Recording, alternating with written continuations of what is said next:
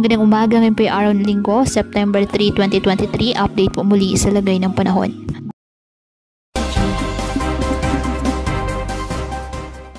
Patuloy pa rin na minomonitor ang bagyong Hana na nasa loob ng ating Philippine Area of Responsibility.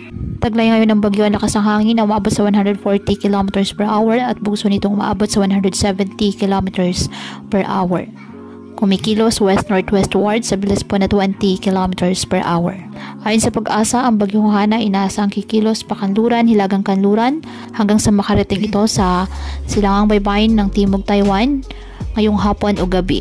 Inaasahan naman ang paghina ng bagyong Hana habang tinatawid dito ang landmass ng Taiwan. Ayon sa forecast track ng Pag-asa, inaasang lalabas ng ating PAR ang bagyong Hana sa Lunes ng umaga. Sa ngayon, nakataas pa rin ang Tropical Cyclone Wind Signal number 1 sa Batanes. Patuloy naman po na hinahatak ng bagyong Hana at ng bagyong nasa labas ng ating PAR, ang bagyong Kirugi, ang southwest monsoon o habagat na nagpapaulan naman ngayon sa Babuyan Islands, Ilocos Region, Cordillera Administrative Region, Nueva Vizcaya, Zambales, Pampanga, Bataan, Aurora, Bulacan, Metro Manila, Calabarzon, Mimaropa, Bicol Region, Western Visayas, and the northern portion of Eastern Visayas.